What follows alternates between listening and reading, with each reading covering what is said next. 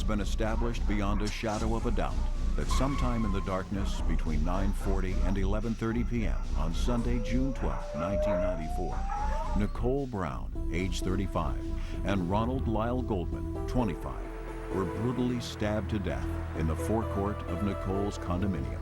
What happened during that hour and 50 minutes is known to 3 people, and 2 of them are dead.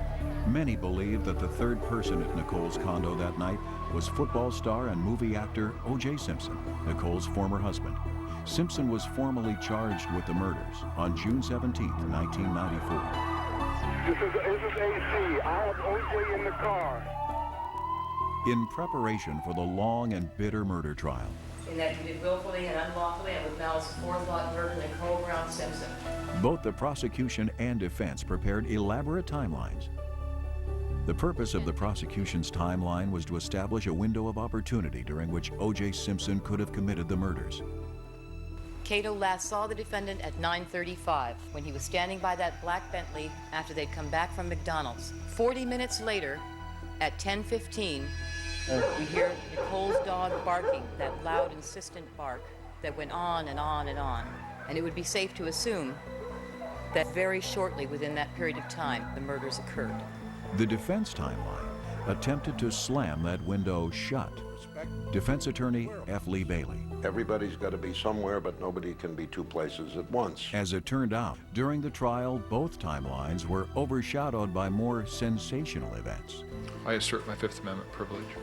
In the next 2 hours, we will bring the focus back to the timeline of both the prosecution and the defense.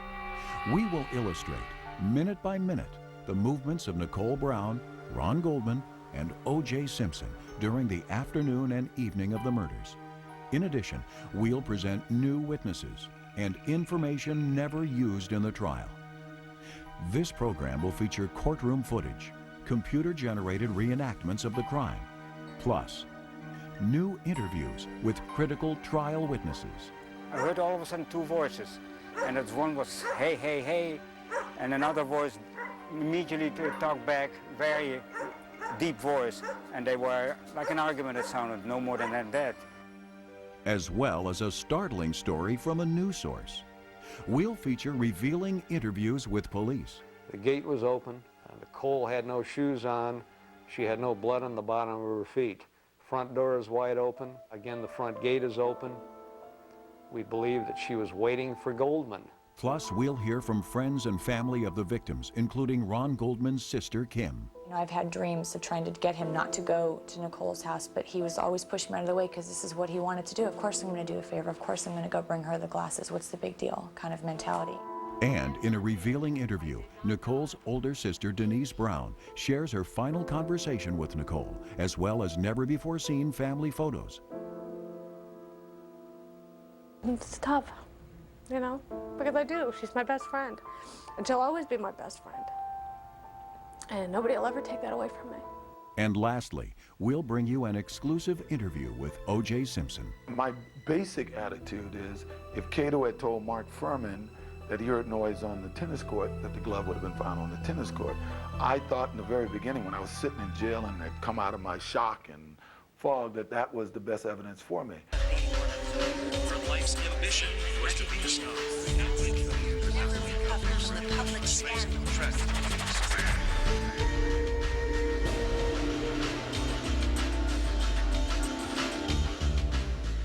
June 12, 1994 was a gorgeous day in Los Angeles.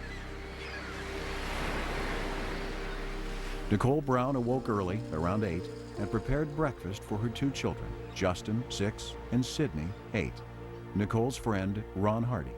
The weekends were all about the kids. I mean, she was up very early, get up, run, do the deal, and then come back, and the kids were out. Sometimes she'd take them to Laguna or whatever. Even for the day, she'd just get them to the beach and bring them back.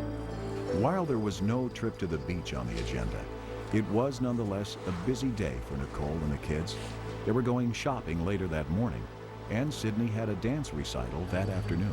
She said that Sydney was going to get to dance, and you know, the family was going to come come up. She didn't talk a whole lot about it, but she said Sydney had been practicing quite a bit. She was excited about her costumes and things like that. Sometime between 9 and 10 that morning, Ron Goldman went to Pro Gym, a workout center in his Brentwood neighborhood. When we lived in Chicago, he was really kind of scrawny and little, and when he moved here, he just got sucked in and he started working out. That Sunday afternoon, Ron was scheduled to play in his regular softball game. O.J. Simpson was scheduled to leave that evening on a flight to Chicago. That morning, O.J. indulged in his favorite pastime, golf. The game was his obsession. He played at least 5 times a week, year-round, no matter where he was. When at home in the Brentwood district of Los Angeles, he played at the Riviera Country Club. On the morning of the 12th, the balls were in the air, as O.J. put it, by 6:15 a.m. One of the men in O.J.'s golf group was Craig Baumgarten, a movie producer. The golf game always featured a good deal of betting and good-natured competition. That morning, however, tempers flared. O.J.'s caddy, Mitch Mesko. Craig Baumgarten tees off, hits a terrible shot down the left-hand side, and he turns around and he goes, "Oh, Juice, what are you doing? You're always moving around, you're always jingling your keys in your pocket, you're making some kind of ruckus in my backswing." O.J., incensed, screamed at his friend. He turns around, he points right at me, he says, "He's moving." And then he goes, "Every time your shit gets funky, you want to blame it on somebody else. I'm sick of this bullshit. I don't come out here to put up with this shit. I come out here to have fun and enjoy my day." Tempers cooled by the 3rd hole, and O.J.'s golf game was back in swing. At 10 a.m., Nicole, Sydney, and Justin shopped at Star Toys on Barrington Place near Sunset Boulevard in Brentwood. At 11:30 a.m., Ron Goldman joined friends at Starbucks, just across the street from Mezzaluna Restaurant, where Ron worked as a waiter. This Starbucks is the epicenter of the social scene in Brentwood. Ron and his friends like to sit on the low wall that borders the patio where they talk to pretty girls or just hung out. Nicole and her friends also frequented the popular coffee shop. The following is an excerpt from Faye Resnick's book titled Nicole Brown Simpson, The Private Diary of a Life Interrupted. I used to catch up with them at Starbucks. It's a coffee shop in the village of Brentwood, a short drive from Beverly Hills, where a group of young, good-looking guys hung out. We called them the Starbuck Boys. That's where Nicole first met Ron Goldman. By noon, O.J. was back in the Riviera Clubhouse for brunch and a game of cards. I can't tell you exactly, but I would say it was about noon, maybe a little after noon. I left the Riviera and thought I'd go see a friend of mine named Paula Barbieri. Paula wasn't home. In her book, The Other Woman, Barbieri had ended her relationship with O.J. that very morning, leaving a Dear John message on his answering machine so he couldn't talk her out of the breakup. I couldn't afford to give O.J. a chance to beguile or seduce me yet again. Barbieri was, in fact, on her way to Las Vegas to see a friend, singer Michael Bolton. At 1 p.m., Ron Goldman showed up at the Barrington Recreation Center for a softball game. Fellow players described him as happy and relaxed. Nicole and the children, meanwhile, were home. O.J., on the way to his Rockingham estate from the country club, called Nicole at 2:18 p.m. from his car phone. O.J. and Nicole spoke for 3 minutes and 9 seconds. According to O.J., they talked about logistics for Sydney's recital, what time they would arrive, who would save seats. There was also a subtle underlying tension to the conversation. At this particular time, I really wasn't speaking to her because she had yelled at me on the phone a week previous to that about something her friend Faye Resnick had created. And I thought she was a little out of line, so I told her, "Don't call me unless it's about the kids." But we never had any problem talking about the kids when the kids were involved. The tension between O.J. and Nicole was rooted in spousal abuse. On 3 separate occasions, police had been summoned to the Simpson home on domestic violence calls. The first incident was in 1985. The responding officer was Detective Mark Furman. And can you describe the female that you saw leaning against the hood of the car? She had her hands to her face, so I couldn't tell much of what she looked like in the face. She looked like she had light hair, and it was hard to judge the height, but I would characterize as average height and average weight. What was she doing? She had her hands to her face, and she was sobbing. And where was the defendant at that time? He was walking on the driveway. Which driveway was that? His driveway at Rockingham, the driveway in Rockingham, right in front of the Mercedes. Did you notice anything unusual about the Mercedes? The windshield was shattered. Nicole was not hurt during this incident, but the same was not true of New Year's morning 1989, when Officer John Edwards arrived at the Rockingham estate. Nicole was cowering near the front gate, wearing a bra and sweatpants. She had a black eye, a cut lip, and the imprint of a hand on her neck. She kept yelling, "He's gonna kill me, he's gonna kill me, he's gonna kill me." Well, about that time the gate opened up, and before I could go into her, she ran out as the gate was barely opening. She ran out and ran to me and then grabbed a hold of me and collapsed right onto me. So then the gate closed behind her, and she was wet, she was shaking, she was shivering, and she kept saying, "He's gonna kill me, he's gonna kill me." The last reported incident took place in 1993. Nicole and O.J. were divorced by then, but were attempting a reconciliation. Things fell apart on October 25th, as the following 911 call vividly illustrates. 911 emergency. Can you get someone over here now to 325 Gretna Green? He's back. Please. Well, okay, what does he look like? He's O.J. Simpson. I think you know his record. Could you just send somebody over here? Okay, what is he doing there? He just drove up again. He just drove somebody up. over? Okay, wait a minute. What kind of car is he in? He's in a white Bronco, but first of all, he broke the back door down.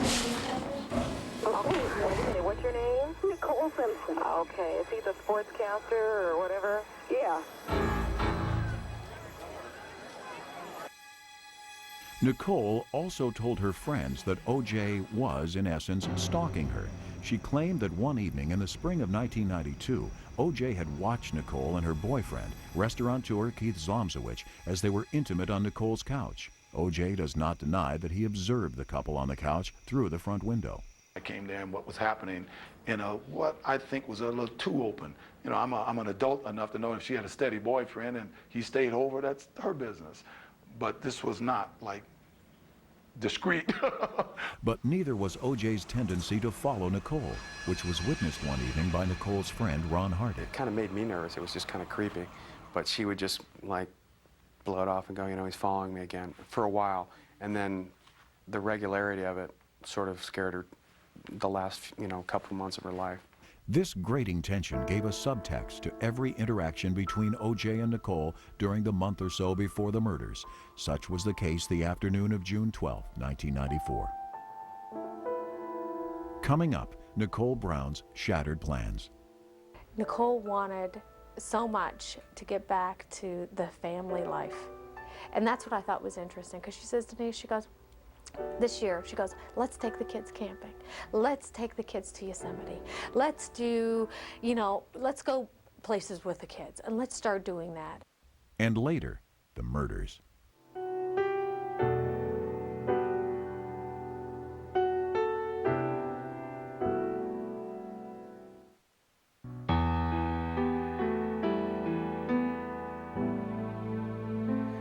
Sunday, the 12th of June, 1994, started out like many other days in the lives of O.J. Simpson and his ex-wife, Nicole Brown.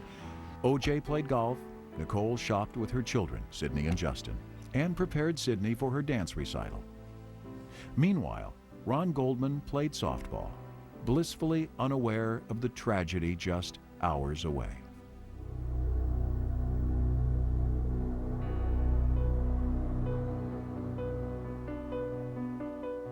Cato Kalin was an aspiring actor who lived in O.J.'s guest house.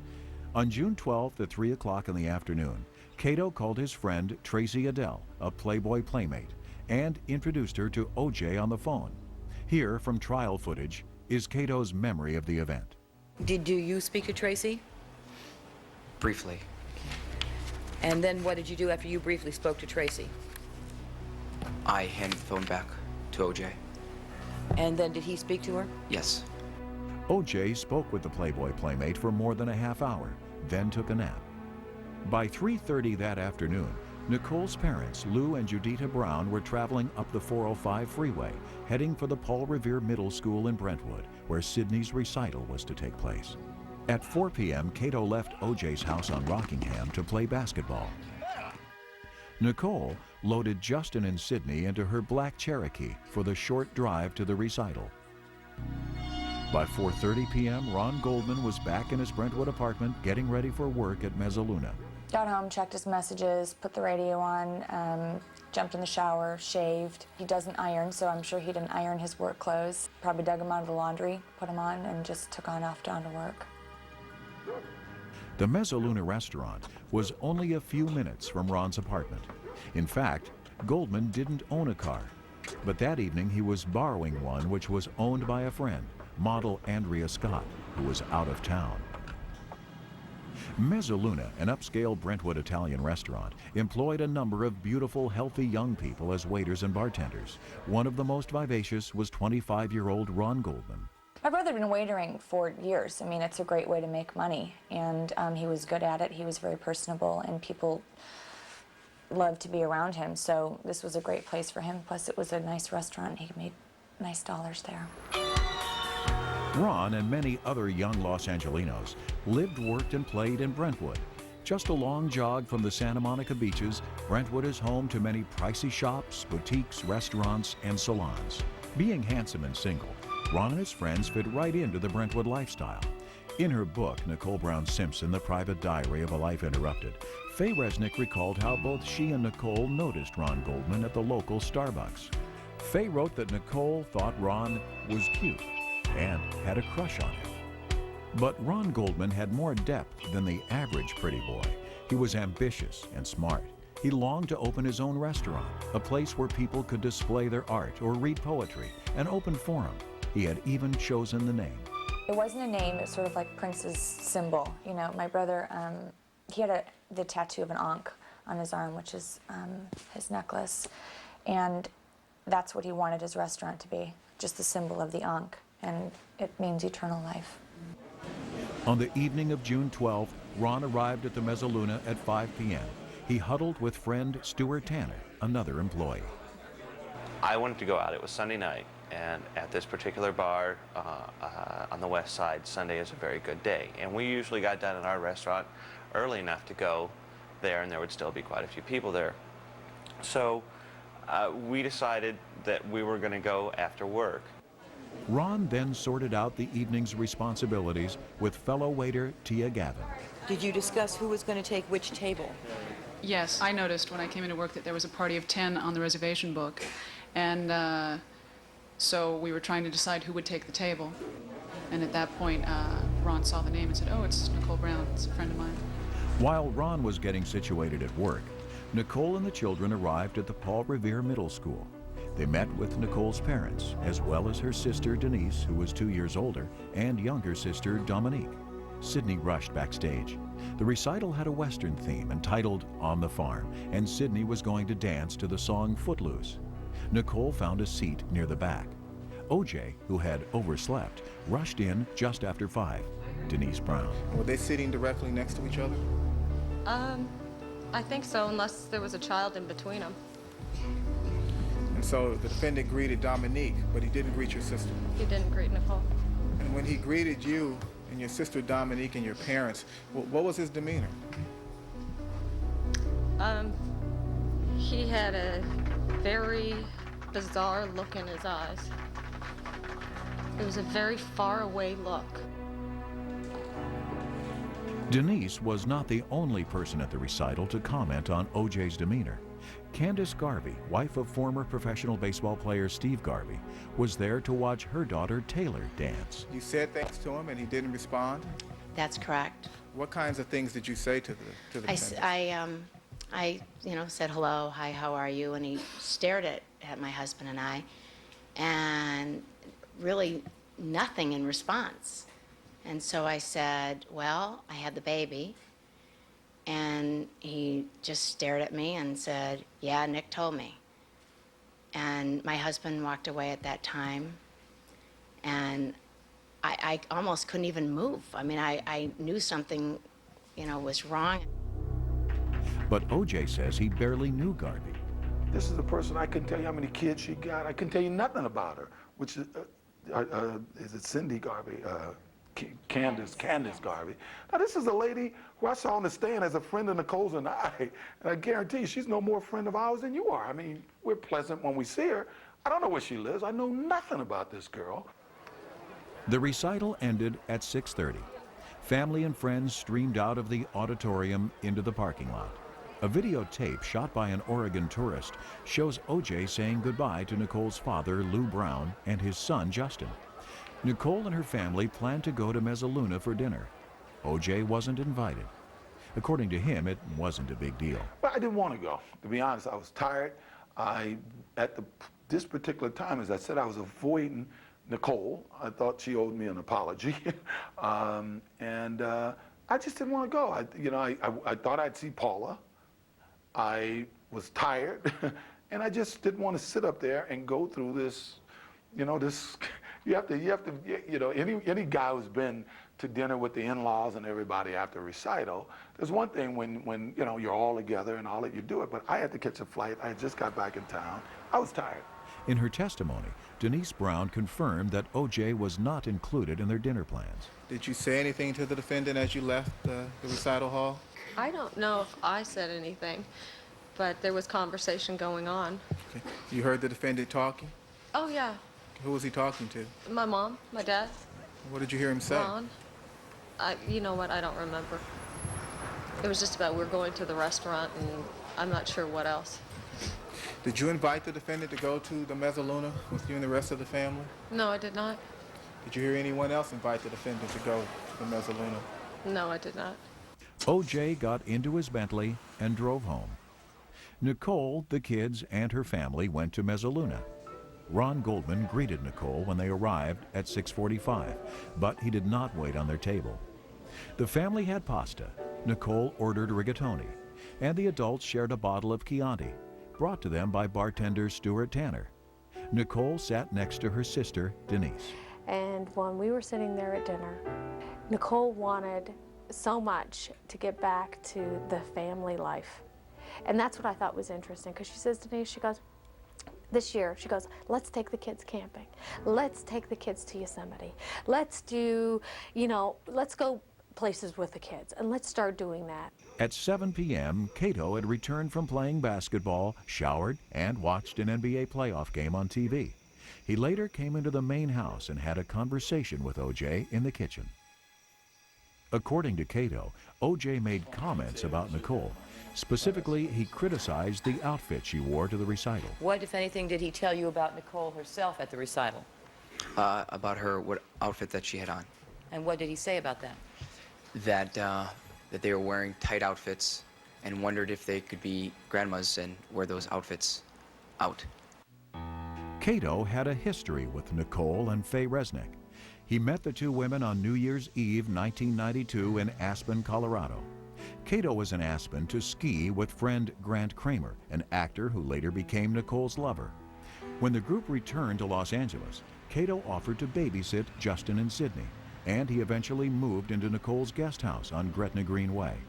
When Nicole moved to her condo on Bundy Drive a year later, O.J., in a fit of jealousy or generosity, offered to move Cato to a small room on his Rockingham estate. Cato took O.J.'s offer. In her book, Nicole Brown Simpson, The Private Diary of a Life Interrupted, Resnick wrote that Nicole was furious when Cato moved to O.J.'s. According to Faye, Nicole considered it a betrayal and never spoke to Cato Kalin again.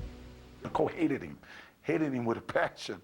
And every time she would come over, evidently if he was around, he would have to disappear.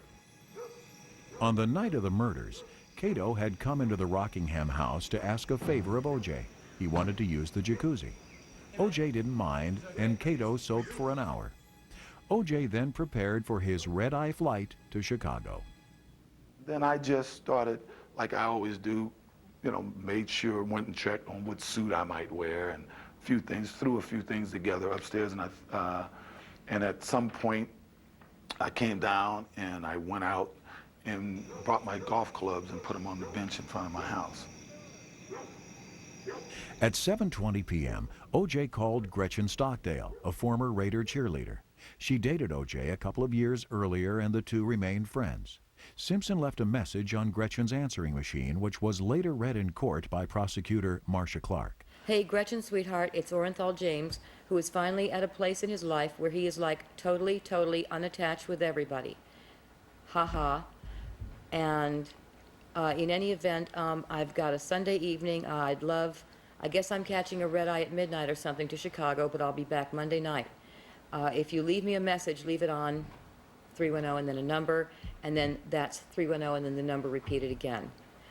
Do you recall what I've just stated to you as being the message left for you by the defendant on the night of June the 12th, 1994? I can't recall verbatim, but it appears close, yes. O.J. also received a phone call from his housekeeper, Gigi Guerin. Gigi was at Knott's Berry Farm, an amusement park 30 miles south of Los Angeles. She normally slept at Rockingham on Sunday nights, but she asked O.J. if she could come in Monday morning. O.J. gave his permission. Back at Mezzaluna, waitress Tia Gavin stopped by the Browns' table. Did you offer dessert to that party? Yes, I did. And did Nicole choose to have dessert? No, they said that they were taking the children out for ice cream. The bill totaled $213.95. Nicole paid with a credit card. The group left the restaurant just after 8:30 p.m. It was the last time Denise spoke with her sister Nicole. We were going to take a lot of trips. We were going to do a lot of stuff. And I think that was probably the best talk we'd had in a long time. And then when we left, walking out the door, it was, "I love you, Nick." And that was the last thing I said to her. It was, "I love you, Nick." Nicole's mother, Judita Brown, got into her car and drove off, unaware that she had left a pair of eyeglasses behind. Nicole and the children waved and started walking toward the Brentwood Ben & Jerry's ice cream shop. Any place that had ice cream was a favorite spot of the kids. It wasn't necessarily that one. It was, if it's got ice cream, that's the place. It all seemed so innocent, so normal. It was 8:45 p.m.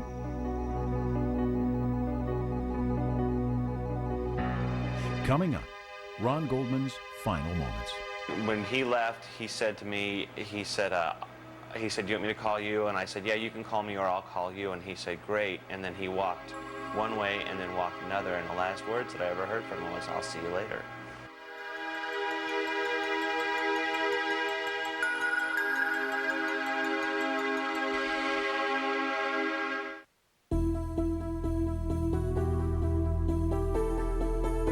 It was nearly 9 p.m. that Sunday evening, June 12, 1994. Nicole Brown was home, getting her children, Sydney and Justin, ready for bed. Ron Goldman was preparing to leave work at Mezzaluna Restaurant and go to a nightclub. O.J. Simpson was at home, packing for his trip to Chicago. The night was warm, and traffic ebbed in Brentwood. It seemed peaceful outside, but the stage was set for murder.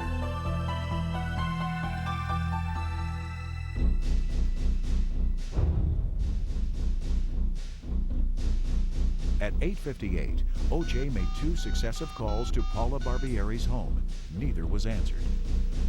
He immediately placed another call, this time to friend Christian Reichart, Faye Resnick's then fiancé.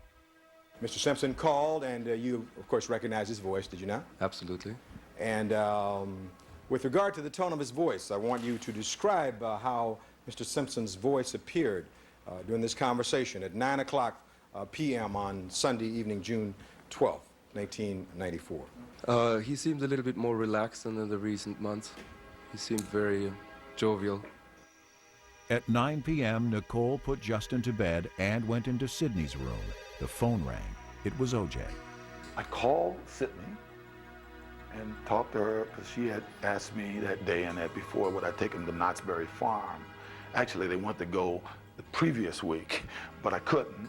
And I said, okay, I'm gonna be out of town next week, but I'll come back maybe Saturday night or so, and then Sunday we'll go to Knott's Berry Farm. And told her she was great during the day. After O.J. hung up, Nicole's phone rang again. This time it was Faye Resnick. Faye was calling from Exodus Rehabilitation Clinic, where she was undergoing treatment for substance abuse. Resnick was a relatively new friend of Nicole's. They met in 1990 through Kris Jenner, the ex-wife of Robert Kardashian, O.J.'s good friend. But the 2 women didn't bond until after Nicole's divorce from O.J. in 1992. They had become very, very close in a really short amount of time. I mean, Faye was, Faye was having some personal problems, and she was, you know, looking to Nicole, because once again, Nicole was very nurturing in that way.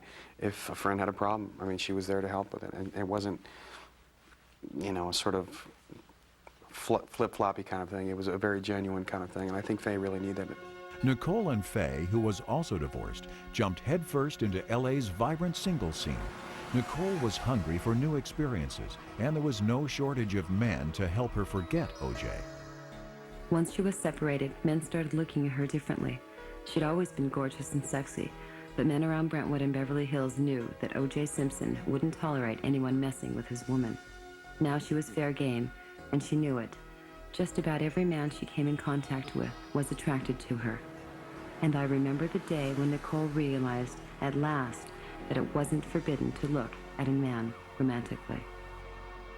Nicole lived her 18 years of age when she was 32 because she didn't have that chance. Because when she was 18 years old, she met Simpson. And so she never had that dating period in her life. So that's what Nicole did after she was divorced. Faye saw Nicole through more than a few romantic entanglements, including her reconciliation with O.J. in 1993, as well as their final breakup in the spring of 1994. And it was Nicole who organized the intervention that sent Faye to the Exodus Center 3 days before the murders. It was from the Recovery Center at 9:15 p.m. on June 12th that Faye called Nicole. They spoke for at least 15 minutes. I'll help you through this, Faye. When I told you that I'd never abandon you, I meant it sincerely. I just want all of us to have a healthy and happy life. And Nick said something like, "Love you. I'll see you tomorrow." I know that I told her I loved her. At 9:10 p.m., O.J., wearing a dark sweatsuit, knocked at the door of Cato Kalin's guest cottage. O.J. needed change for the airport skycap, but was only carrying $100 bills. O.J. was also hungry and wanted to go out for a burger. And then I went to Cato and asked him, could he change, I think, a $100 bill? And he said no. I think he said he had like $72 or something like that. But he said, oh no, here's 20, you know, but I'll give you that. He gives me $20 because I needed to buy a burger and I needed to have some money to give to the guy at the airport. Cato gave him the 20 and asked O.J. if he could tag along. Cato and O.J. went to the McDonald's restaurant near the corner of 26th and Santa Monica Boulevard in Santa Monica. While you were in the car on the way to McDonald's, did you have some conversation with the defendant? Yes. What was the nature of that conversation? There was some conversation about the flight. The red-eye flight? What an airline. Tired. At one point I had said, oh, you should take a nap. And if there was going to be time, he didn't think there'd be time. And I said, well, you should try to take one. You look tired. Wait, what did you say? I said, you should take a nap. Cato looked at the clock in O.J.'s Bentley. It read 9:18 p.m. They got burgers and fries to go, and by the time they got back to O.J.'s house, it was about 9:35 p.m.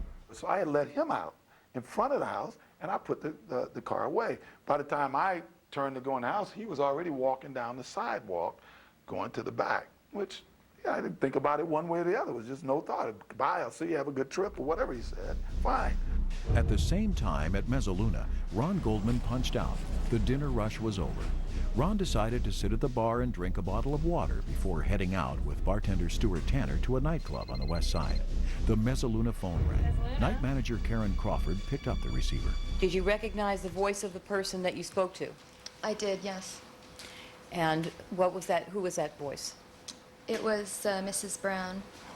Nicole's mother? Yes. And did she ask you to do something? She did. And what was that? She asked me to look for a pair of glasses she had lost at the restaurant. Okay. And what did you do? I looked around the restaurant, and when I didn't find them out there, I remembered I had seen them coming in from outside, so I looked outside. Okay. Now, did you put her on hold, or did you call her back?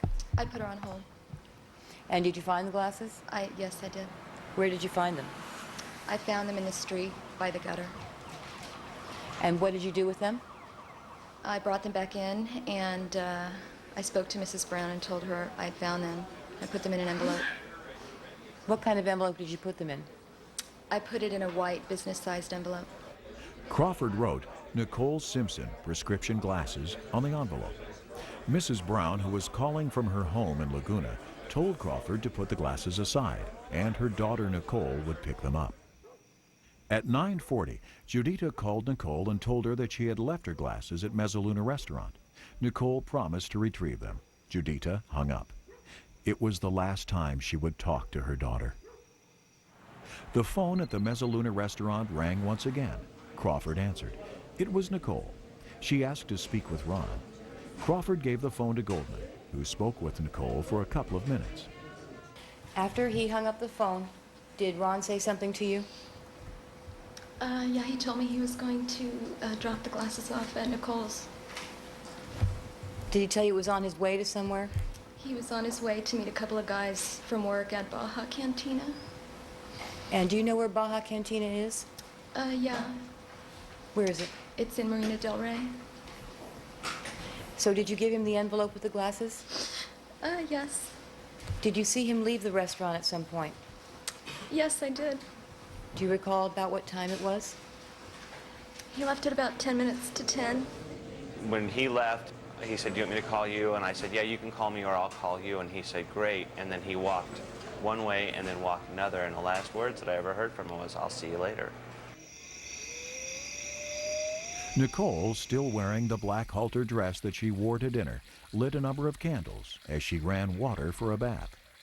This is something that you consider maybe she was expecting someone.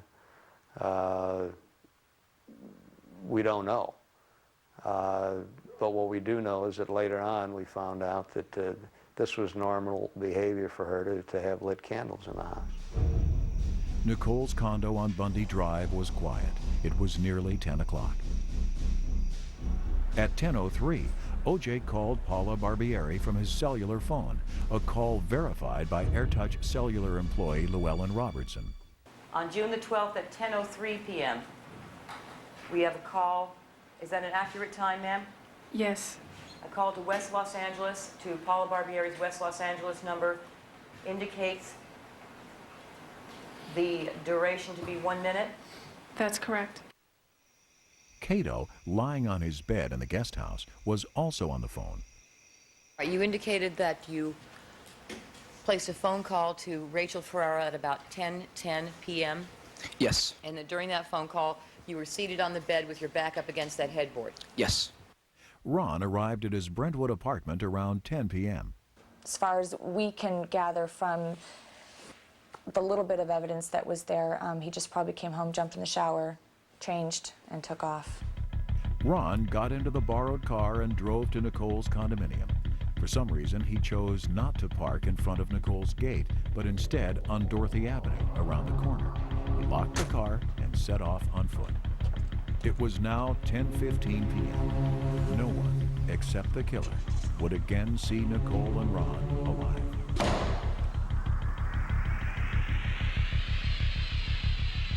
Coming up, the murders, and the trail of blood leading to O.J. Simpson. The apparent cast-off from the murder weapons, blood cast-off on the bottom of Goldman's left boot, is a mixture of blood of both victims.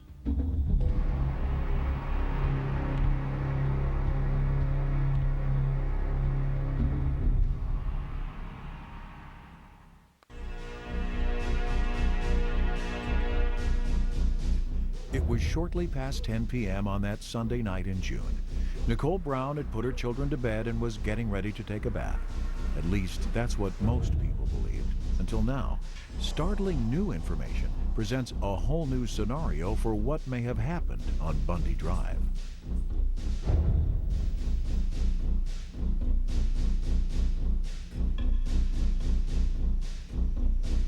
Tom Lang, no relation to the LAPD detective, lives in Brentwood at 975 Bundy, just south of Nicole's condo.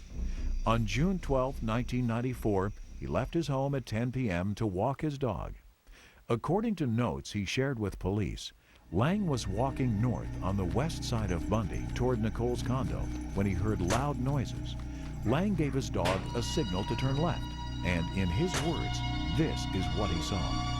There was a lady standing on the parkway by the tree. When I said the voice command, she looked at me, then at the dog, then back toward Bundy at the truck parked there. She was medium height, blonde, in dark clothing.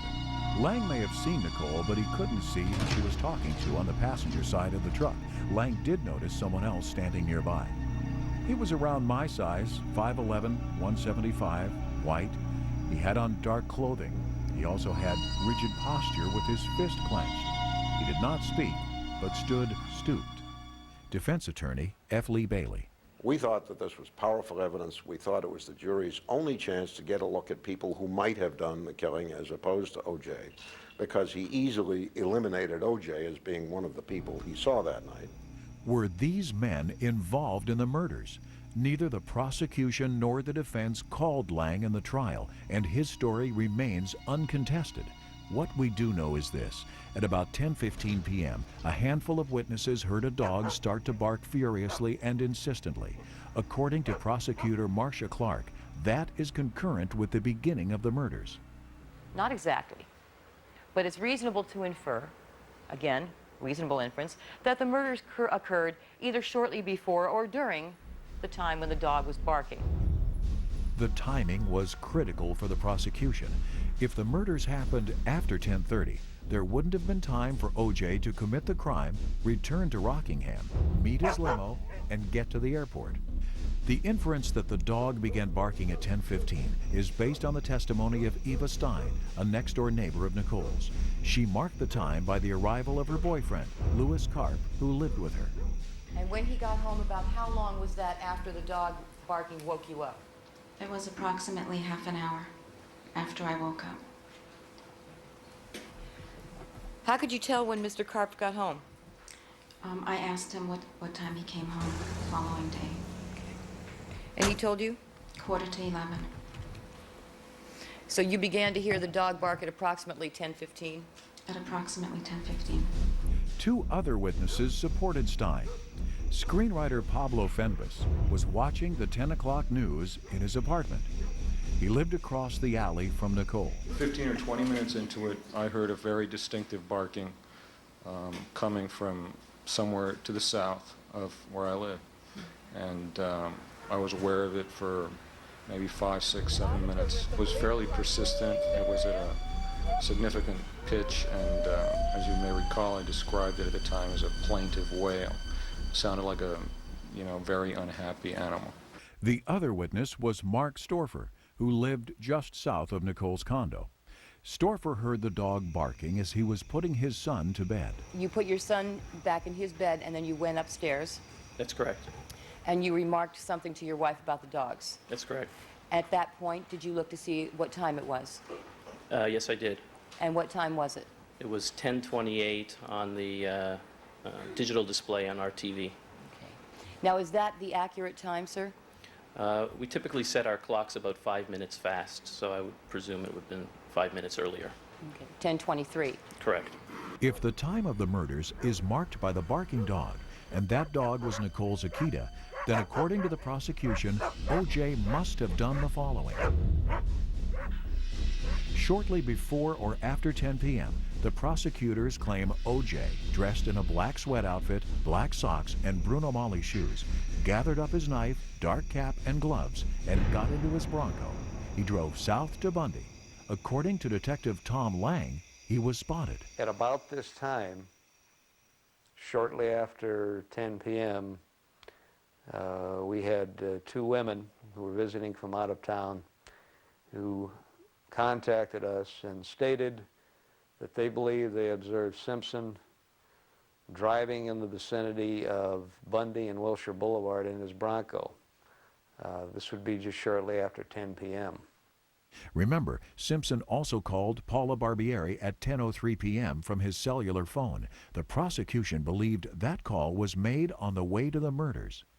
According to the prosecution's scenario, when he arrived at Bundy, Simpson parked the Bronco in the alley behind Nicole's condominium. Nicole, meanwhile, was preparing for the arrival of Ron Goldman. Detective Tom Lang. It's important here to remember that we found the front gate open. Later information was developed that that's not necessarily how it was always kept. I mean, they had a dog in there There was a dog latch on the inside of the gate. It was normally kept closed. So one has to speculate that Nicole was possibly waiting for Ron Goldman out front to drop by with the glasses. The DA believed Simpson either surprised Ron and Nicole or he was attacking Nicole when Goldman showed up. Both versions of the prosecution's theory have been reenacted with the aid of computer-generated graphics. In the first version, Nicole and Ron are conversing in the forecourt of the condo. The killer springs out from behind some bushes. He strikes both Nicole and Goldman on the back of the head. Goldman is stabbed repeatedly in the neck and chest. Ron drops the glasses and manages to yank off the assailant's knit cap and pull off one of his gloves. Goldman is stabbed several more times, then falls to the ground, mortally wounded. The killer then turns back to Nicole. He lifts her off the ground, stabs her in the neck, head, and upper body, then slices her throat. She dies where she falls, at the foot of the steps. The second version has the assailant ringing the doorbell, then immediately set on Nicole when she opens the door. She is stabbed repeatedly and her throat cut. Goldman happens upon the scene, turns to run, is set upon by the killer who stabs him to death. The LA County Coroner's report revealed Nicole was stabbed 8 times and nearly decapitated. Ron Goldman was stabbed 19 times. The bloody shoe prints between the 2 victims tell us that there was movement of one suspect between the 2 victims. The apparent cast-off from the murder weapons, blood cast-off on the bottom of Goldman's left boot, is a mixture of blood of both victims. This tells us that, number one, the blood obviously struck the bottom of the boot after Goldman was down, and then it's a mixture of both victims. That tells us it was a common murder weapon because of the mixture. There's evidence that after he dealt with Goldman, he went back to Nicole and slit her throat. Conservatively, it's estimated that it took 5 to 10 minutes to commit the murders, which would put the time of the crime at approximately 10:30. But according to the prosecution, Simpson didn't leave immediately. Well, the person in those Bruno Mali shoes didn't just walk down the walkway once. They went back somehow and walked down again. Police found a glove in Nicole's forecourt and 5 drops of blood on the walkway and rear gate. The blood was later identified as being consistent with Simpson's blood type. When those blood stains were typed, all of them basically revealed that they were consistent with having come from Mr. Simpson. Why would Simpson hesitate? Clark had an explanation in her closing argument. And what that shows you is evidence that he lost my cap, I've lost a glove, but he's thinking about going back but doesn't dare. Time is running out. He might be seen by someone. The longer he remains, the more likely to be detected. The prosecution claimed that Simpson then rushed back to the Bronco and drove away. His flight was witnessed by at least one person, motorist Jill Shively. Shively told E that the man she identified as Simpson nearly hit her at the corner of Bundy and San Vicente. He was traveling north on Bundy in his Bronco, headlights off. She was on San Vicente traveling east. According to Shively, the Bronco jumped the median and skidded to a stop. Shively says Simpson was enraged and began yelling at another driver to get out of his way. Shively claimed Simpson then continued driving north on Bundy without turning on his lights. Shively, who testified in front of the grand jury, sold her story to the television show Hard Copy. The prosecution decided not to call her to testify at the trial. According to the prosecution, Simpson continued speeding home. When he arrived, it was nearly 11 p.m. He hurriedly parked in front of the Rockingham gate. The DA claimed O.J. spotted the limo near the opposite gate on Ashford Drive and then entered his property through the gate. Then, according to the prosecution, Simpson, in a panic to hide the murder weapon, moved down a narrow pathway on the south side of the garage. The pathway continued past the guest bungalow, where Cato was on the phone. O.J. rushed down the inky black pathway and ran smack into a protruding air conditioner. Marcia Clark. And he's got to get out of that south pathway, because if Cato sees him back there, how's he going to explain that? How's that going to look? On the night of the murders of the wife and Ron Goldman, if Cato comes outside and sees him in that dark south pathway, what's he doing there? So he's got to get back in that house, and he's got to get back in a hurry, which is why there was no time to hide the knife behind the guest house. He had to get out of there, which is also why there was no time to realize that he'd dropped a glove. The prosecution argued that Simpson, unaware that he dropped the second glove, made it inside the house. He was safe, or so he thought.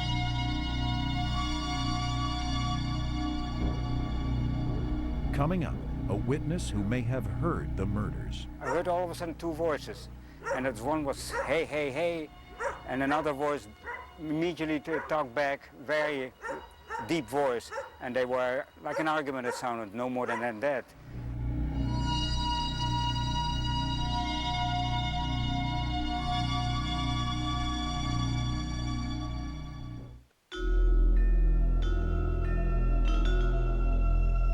The prosecution contended that O.J. Simpson murdered Ron Goldman and Nicole Brown between 10:15 and 10:30, then fled back to his Rockingham estate. According to the prosecution, Simpson botched an attempt to hide the murder weapon and hurried into his house. If he had a plan, it was falling apart. House guest Cato Kalin had heard him, and the limo driver had seen him.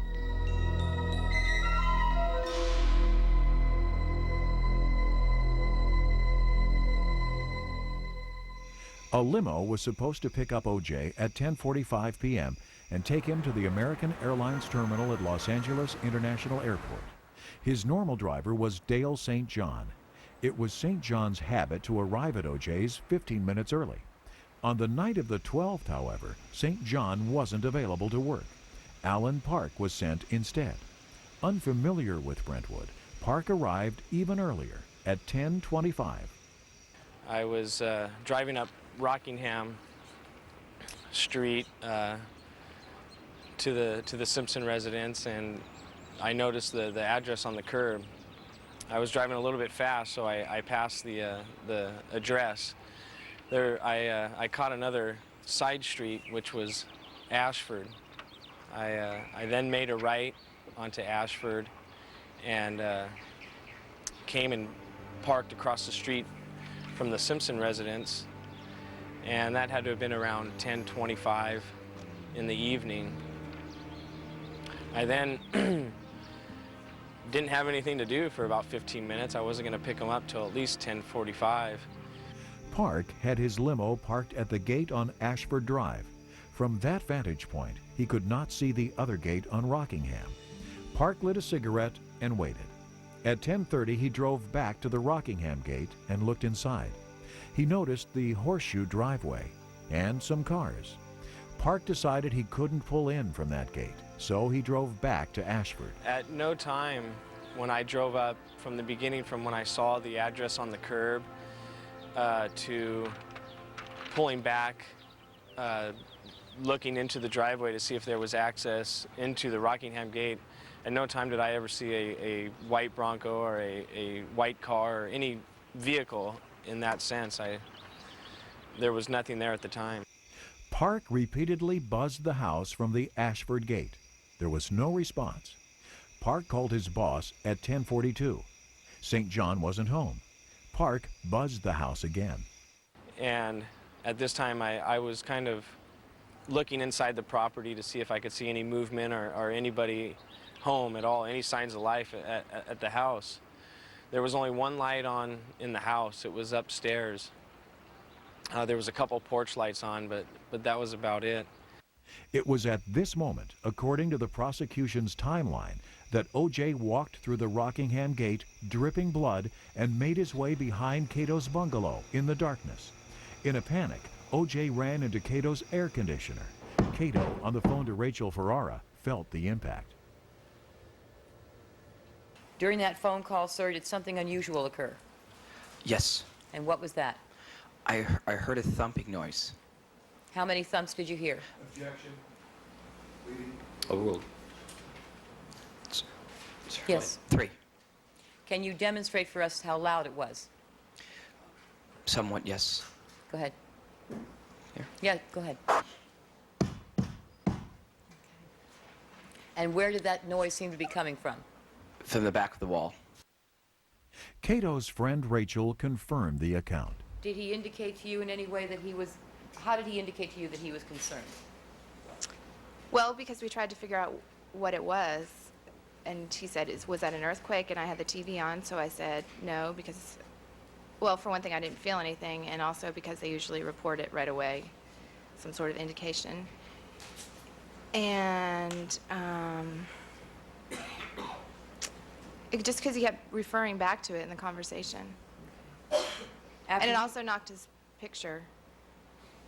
You said it moved the picture on his wall? Cato put down the phone and cautiously went outside to investigate. He later told the police that he saw nothing suspicious. Still, Cato went to the front of the house, where he was seen by the limo driver, Alan Park. At approximately 10:55, while I was on the phone with Dale, I saw the white male come out from around the back of the house towards the front of the house, and he stopped at the driveway. At right about the same time, I saw a dark figure, 6 foot, 200 pounds, come from the driveway area and walk up the pathway to the front door and walk into the house. At that time, lights illuminated from the front door like they just came on, and the door stayed open, the front door stayed open. At no time or any time did I see anybody come out of the front door of the house or stand out there and wave to me or anything like that. I just saw somebody come from the driveway area in a quick manner go into the house. The prosecution claimed that the dark figure was Simpson. Prosecutors argued Simpson then went upstairs to the master bedroom, having dumped his blood-soaked sweat outfit and knife somewhere, jumped in and out of the shower, and answered the insistent buzz from the Ashford gate. I buzzed the gate. This time Mr. Simpson came on the intercom and told me that he was sorry, he overslept, and he'd be down. He just got out of the shower and he'd be down in a minute. Park waved to Cato, who was still near the front of the house. Cato eventually came over and opened the gate, allowing the limo to drive up to the front door. It's just before 11 o'clock at night, and I pull into the driveway, and I pulled up with my door parallel with the passenger door of the limousine, parallel with his front door.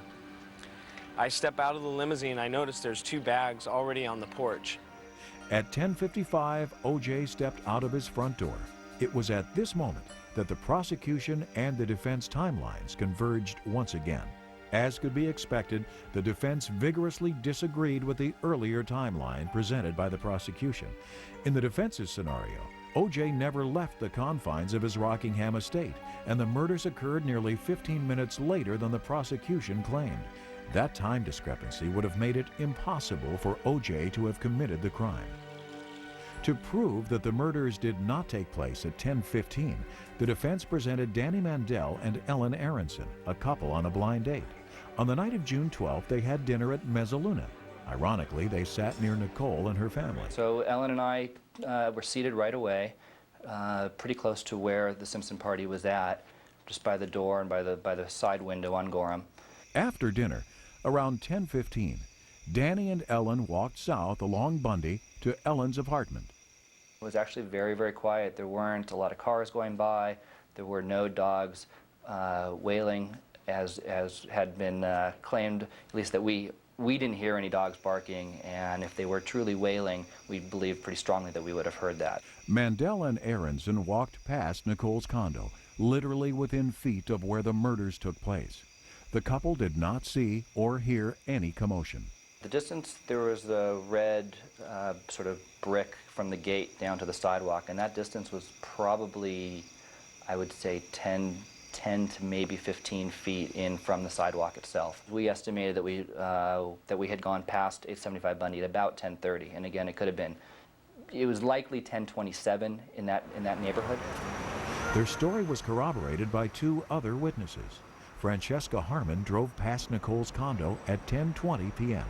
When I was in my car here, coming back down, I didn't hear any kind of noise that I felt was unusual in any way. Denise Pilnack was on her front porch about 75 yards from Nicole's condo, saying goodnight to a friend at 10:25 p.m. That Sunday evening, it was exceptionally quiet. As long as I've lived in that home, I never remember a night when it was absolutely still. There wasn't a sound to be heard. All right, now, and what time is this that it's exceptionally quiet? It was about, Judy and I were outside talking, probably between 10:21 and about 10:25. 10 minutes later, Pilnack heard barking. When I went back into the bathroom, I was drying my hands, and I heard a dog barking. All right, and to the best of your recollection, what time was that you heard this dog barking at that point? Your best recollection? About 10:35. Maybe the most important defense witness in reference to the time of the murders was Robert Heidstra, who was out that night with his two dogs. Heidstra not only heard Nicole's Akita at 10:35, he may have heard the murders being committed. I came there in a quiet night, very quiet. I came there on the corner of Bundy and Gorham. That comes together, there's a big curve.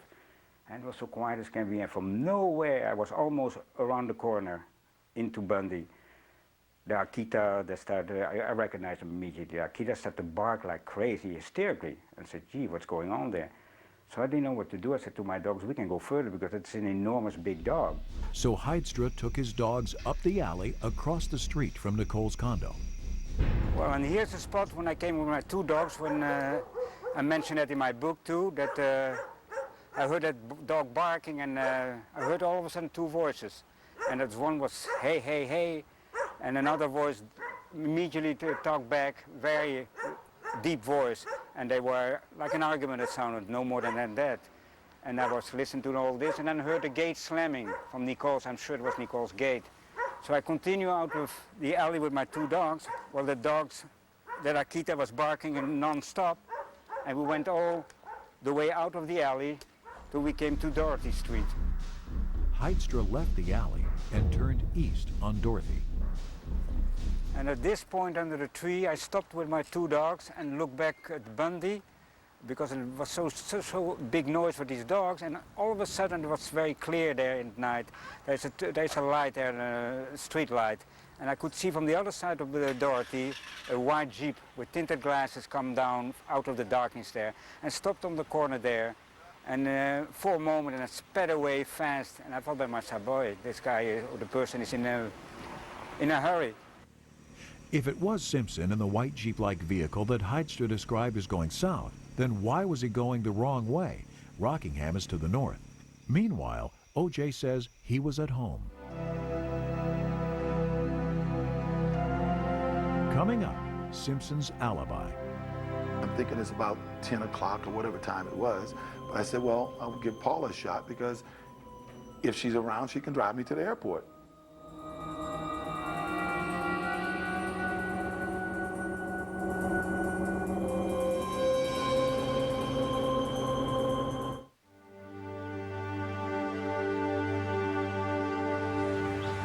According to the O.J. Simpson defense team, witnesses like Robert Heidstra, the man who was walking his dogs, proved that the murders took place after 10:30 p.m. But where was O.J. during the critical time between 9:35 and 10:55 p.m.? In an exclusive interview, O.J. Simpson describes in detail his actions on the night of the murders.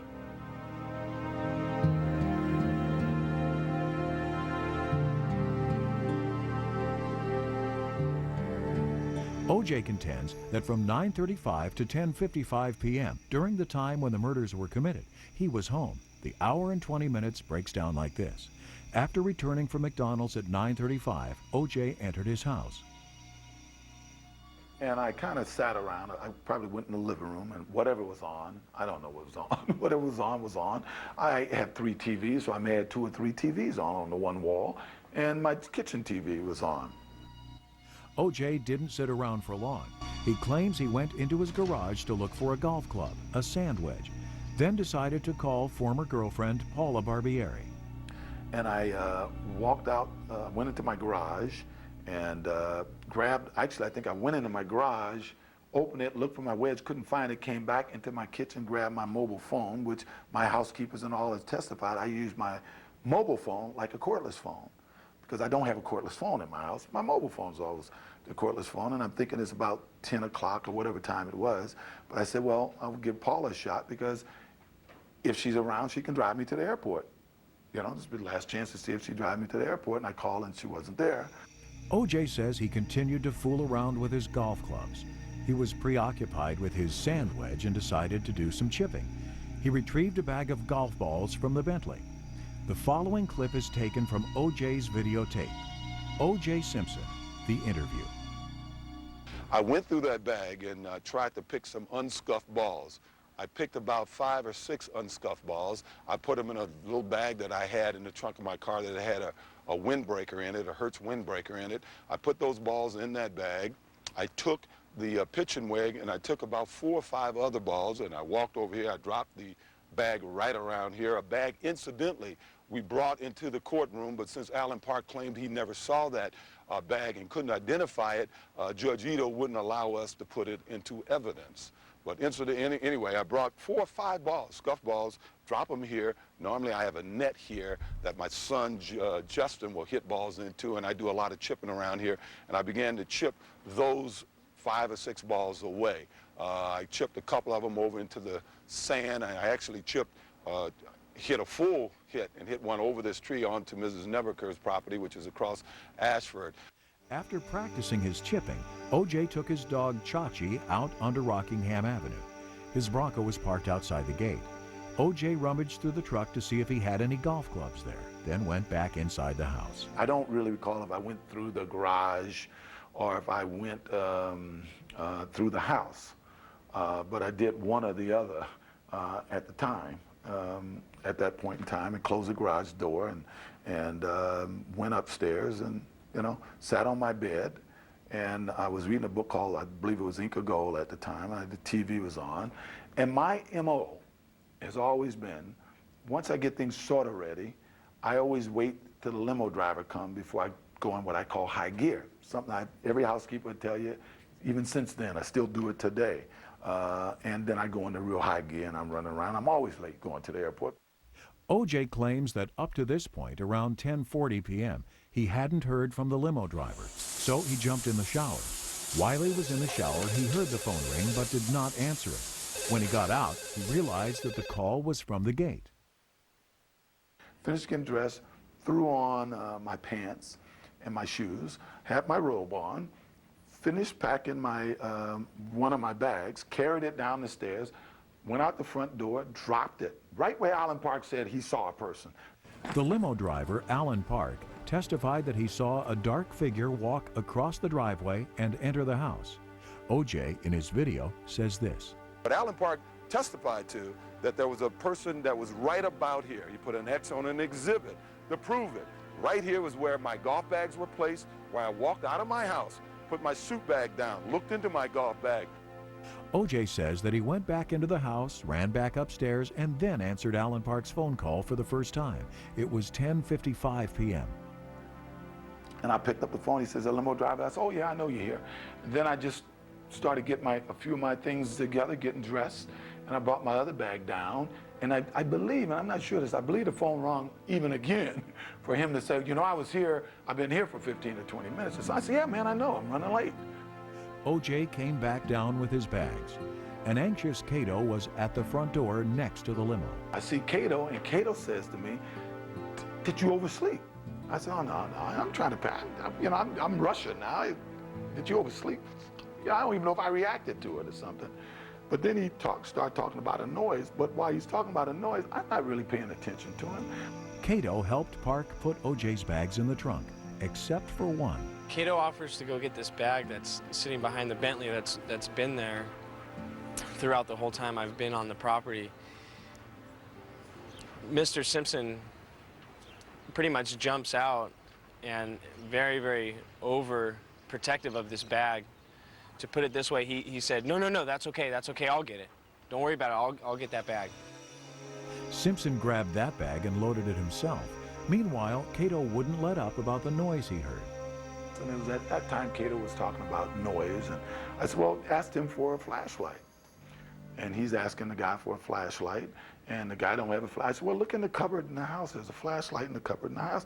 Now I can see that Cato's really kind of serious and seemed a little afraid. So I said, okay, I'll go this way, you go that way. And what I thought was very strange was Mr. Simpson, after saying he was going to go the other way, started to follow him. He was right behind Cato, not 3 feet behind Cato. So I already had the limousine, you know, packed up, ready to go. I figured, you know, I'd go with him, you know, just in case who knows what was back there. Maybe they needed some help or whatnot. So I was right behind Simpson, just a couple feet behind him. At that time, he turned around and noticed me that I was following him. He looked and saw me following him. He turns around, he says, we gotta go, we gotta get out of here. So at 11:15 p.m., they were out of there. After shouting some instructions to Cato about the alarm, O.J. jumped in the limo and Park drove out of the driveway. O.J. was on his way to Chicago.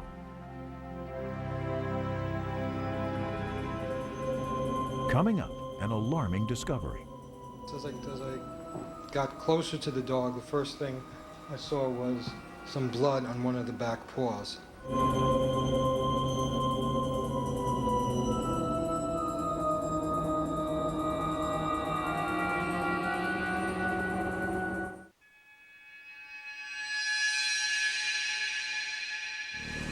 The night of June 12th was almost over.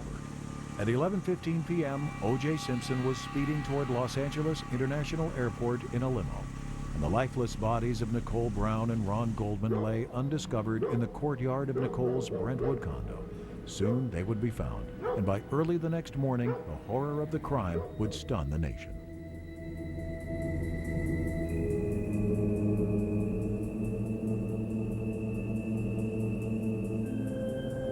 In Brentwood, another dog walker was making his rounds.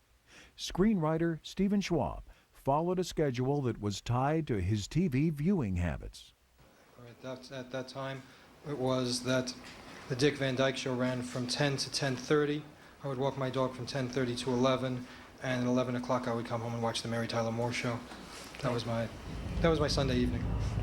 At the end of his 30-minute route, Schwab arrived at the corner of Dorothy and Bundy. There, standing in front of Schwab and his dog, was Nicole's Akita.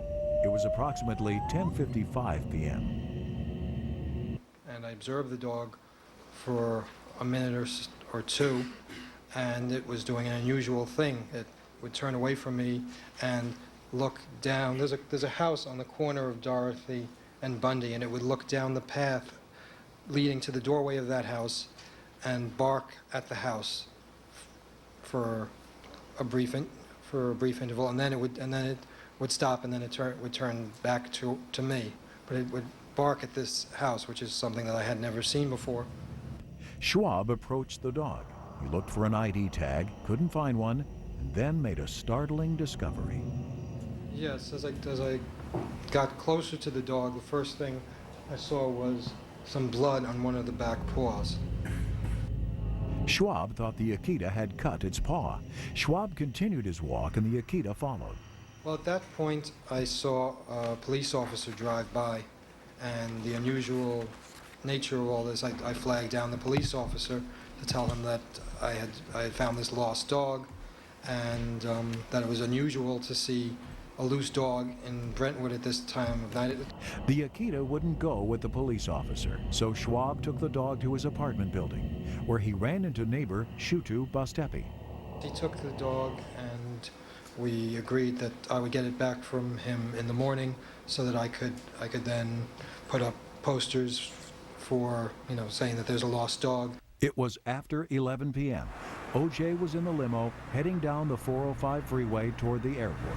In his rush to get Simpson to the airport for his red-eye flight to Chicago, Alan Park gets disoriented. He makes a couple of wrong turns, the limo driver, which is hard to do going to the airport from my house. And I'd kind of say, go this way. And then as we're going down the freeway, I'd say, boy, Cato seemed, now what was Cato talking about? Well, he really seemed so-and-so.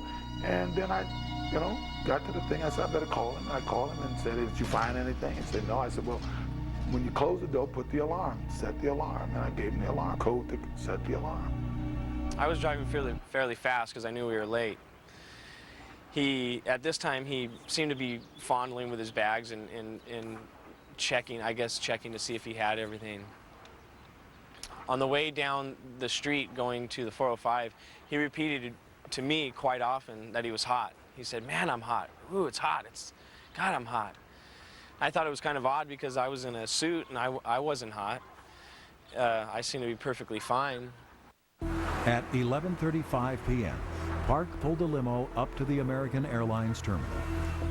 I got out of the limousine and opened up the door for Mr. Simpson and let him out. He seemed to be sweating a little bit. He had some beads of sweat on his head. Still seemed to be in a very, very big hurry. We got to the back of the limousine, opened up the trunk. I started to pull the Louis Vuitton bag out of the trunk and the golf bags. Went back, I walked back up to Mr. Simpson, I said everything's out of the car, and told him thank you very much, and that I would probably be picking him up the following night at around midnight. I shook his hand and said goodbye. Couriers Mike Gladden and Mike Norris were leaving the airport when they spotted O.J. Both asked for his autograph. How did he look to you? Can you describe that to the jury? He looked naturally. He was dressed real nice, you know, had on like a stonewash type denim outfit, you know, trying to look kind of young, you know, just, I mean, he was just, you know, trying to be cool, you know. And would you describe his demeanor to the jury? He just, I mean, he just was like smooth, just, you know, hey, just walking through like, I'm O.J. Attorney F. Lee Bailey says O.J.'s demeanor was hardly that of a killer. Now, here's a fellow that's supposed to have just committed the only violent homicide in his entire life, who is very affable, very relaxed, and gets out of the limousine. And two people recognize him, as many, many do, and approach him for autographs. He's going to miss his plane. He's kind enough to stop and give them an autograph, and then amble on into the terminal. While O.J. ambled toward his flight gate, Shutu Bastepi and his wife Bettina Rasmussen were at home getting ready for bed. And we were going to sleep, and dog was acting so nervous, running around, scratching the door, and we didn't feel so comfortable sleeping with such a big dog in our apartment, and we decided to take the dog for a walk. It was close to midnight. The couple took the Akita outside. It pulled them toward Nicole's condo. He wanted to cross the street and then pull me harder. We crossed the street together, and my wife followed us. Bastepi and his wife were led into Nicole's forecourt. They stopped. Even in the dim light, they could see the river of blood on the tiled walkway. I saw a lady laying down, full of blood. From that moment on, Nicole's home was a crime scene, and she and Ron were statistics. O.J. arrived at the airline gate just as the door was about to close. He took a window seat in first class. At 11:45 p.m., American Airlines Flight 668 took off, and O.J. left behind a life irrevocably changed and forever tragic. Coming up, Ron and Nicole's families reflect. Ron was a good human being, both on the outside and the inside. And I just want people to remember her for the thoughtful, kind, giving person that she was.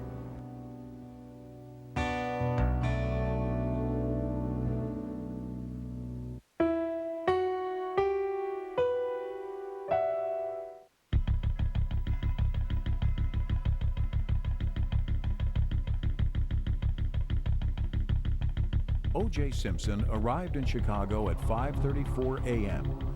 Shortly after checking into his hotel, Simpson received a phone call from LAPD detective Ron Phillips. Phillips informed Simpson of his ex-wife's murder. Your kids are fine. Your kids are fine. And then he said, Nicole was murdered. I thought murdered. He said on the stand, he said killed or something. But we don't know nothing. I mean, He just right went in there. We don't know nothing. We're trying to find out now. And I said, what do you mean? What do you mean? Murdered. And he said, OJ, I can't tell you anything. We don't know anything, but, you know, you're there. We need you to come home. Simpson immediately flew back to Los Angeles and was met by the police at his Rockingham estate. Simpson, now a potential suspect, was taken in for questioning that afternoon and released. 4 days later, on June 17th, the police issued a warrant for O.J. Simpson's arrest in connection with the murders of Nicole Brown and Ron Goldman. When Simpson failed to turn himself in, he was declared a fugitive. Simpson, clearly despondent, fled with childhood friend A.C. Cowlings and left behind a suicide note. The note was read on national television by Simpson's friend Robert Kardashian. Don't feel sorry for me. I've had a great life, great friends. Please think of the real OJ and not this lost person. Simpson and Cowlings were soon spotted in Cowlings' Bronco on Interstate 5 south of Los Angeles. They led a procession of police cars and helicopters on a slow-speed chase back to Simpson's house on Rockingham Avenue.